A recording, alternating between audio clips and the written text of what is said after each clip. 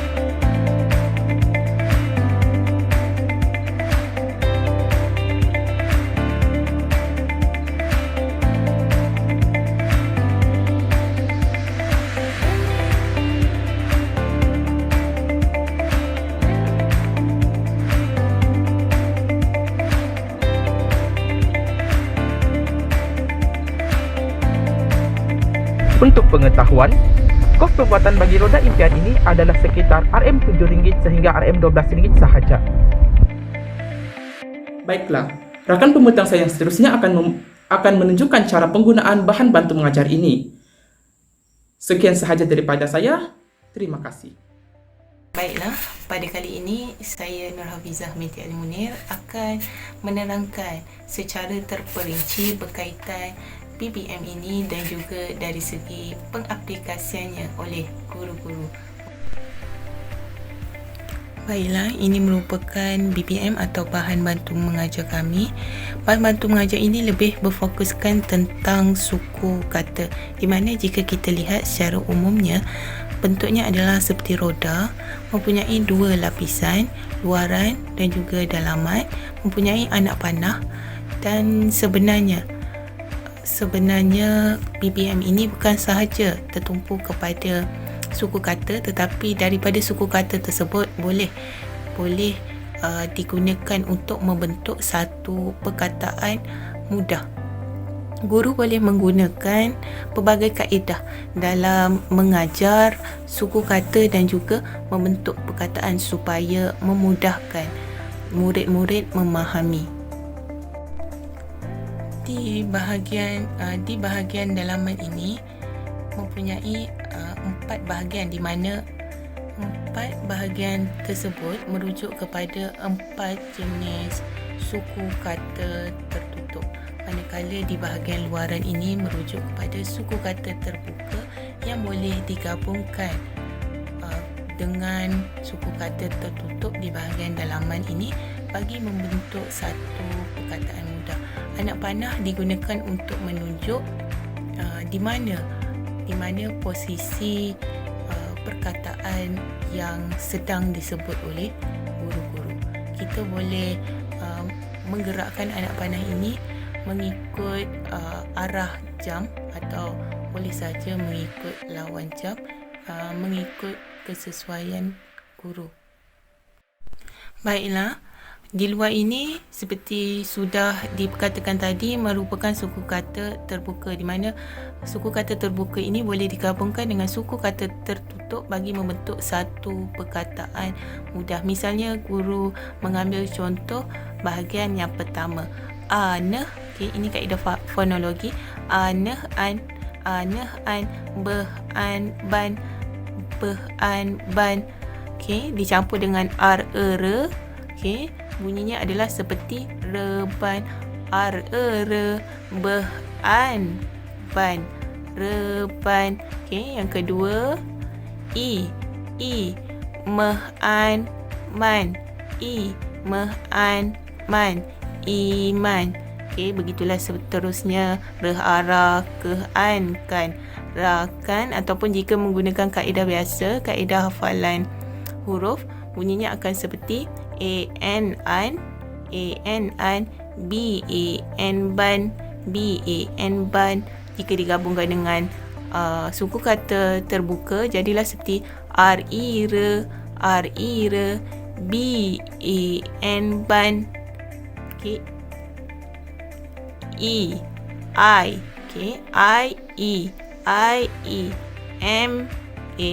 man, iman. Dan begitulah seterusnya. Kedua-dua kaedah atau apa sahaja kaedah bagi membunyikan perkataan boleh sahaja digunakan oleh guru menggunakan BBM. Maka inilah merupakan BBM kami, dan untuk pengetahuan di belakangnya terdapat QR code yang berfungsi untuk guru mengimbasnya, dan di dalam QR code tersebut terdapatnya soalan-soalan serta ayat-ayat, contoh ayat yang menggunakan suku kata di dalam roda tersebut.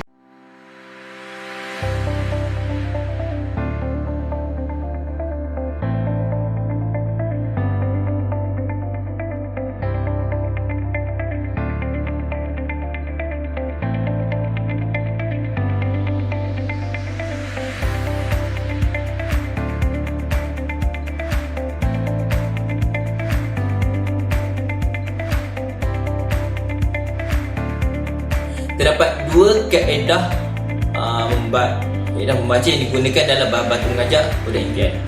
Dan kaedah yang pertama adalah kaedah membaca bebas, di mana pelajar tersebut perlu memilih bahan bacaan yang disediakan tanpa bantuan guru dan hanya memerlukan bantuan guru secara minimal.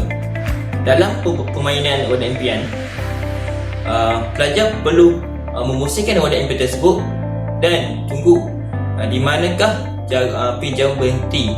Dia berhenti pada ayat yang setelah wadah impian tersebut berhenti berpusing, dan pelajar tersebut perlu membacanya secara bebas dan secara betul.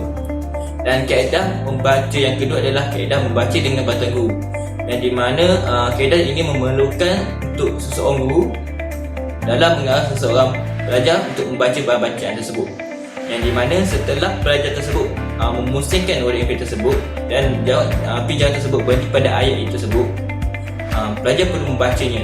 Dan sekiranya pelajar tersebut gagal ataupun tidak dapat membacanya dengan jelas, dengan betul, guru tersebut perlu mengajarnya ataupun perlu mengajar membaca untuk untuk pelajar memahami dan lebih jelas. Dan sekiranya pelajar gagal juga untuk memahaminya, guru akan mengimbas QR code yang telah disediakan untuk pelajar dan guru tersebut melihat video pengajaran bacaan tersebut, agar murid tersebut akan lebih faham dan jelas tentang cara baca tersebut. Salam sejahtera, saya Deka Mardiani Markus, pemegang kad Matrix di 201910891003. Oke, pada hari ini saya akan menerangkan tentang kelebihan bahan bantu mengajar roda impian, yang mana pertama, ia dapat mewujudkan atau menghasilkan proses pengajaran dan pembelajaran yang berkesan dan menarik kepada pelajar di dalam bilik darjah.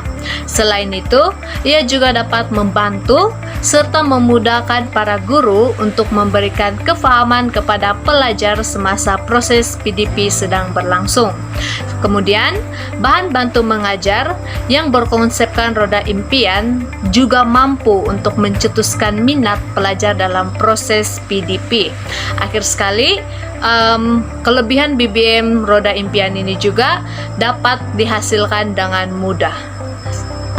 Untuk kelemahan BBM roda impian pula, ia tidak menepati kecanggihan penggunaan teknologi yang ada pada masa kini, dan ia juga menghadkan pengetahuan murid tentang perkataan.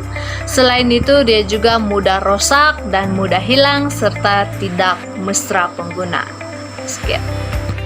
Assalamualaikum dan salam sejahtera. Hari ini kita beralih pula kepada kepentingan bahan bantu mengajar. Pertama, penggunaan bahan bantu mengajar dapat menarik minat pelajar untuk belajar semasa sesi pembelajaran dan pengajaran. Peralatan yang digunakan juga menjadi penggalak dalam penyampaian pelajaran. Bahan bantu mengajar dapat mewujudkan suasana persekitaran yang sesuai kepada pelajar. Jika bahan bantu mengajar digunakan dengan teratur semasa memberi penerangan, pengajaran yang disampaikan akan mencetuskan minat kepada pelajar, menurut Nur Azlan dan Nur Dalina pada tahun 2010. Manakala menurut Norma pada tahun 2004 juga menyatakan bahawa penggunaan bahan bantu mengajar yang sesuai akan mendorong minat pelajar untuk proses pembelajaran yang menyeronokkan. Pembelajaran yang menyeronokkan ini dapat membantu para pelajar mencapai objektif pembelajaran seperti yang telah dirancang. Seterusnya, kepentingan bahan bantu mengajar yang kedua. Menurut Norma pada tahun 2004, penggunaan bahan bantu mengajar sebenarnya memberi peluang kepada pelajar untuk memperoleh pengetahuan dan meningkatkan kemahiran pelajar melalui penggunaan pelbagai teori seperti deria penglihatan, deria sentuh dan deria pendengaran.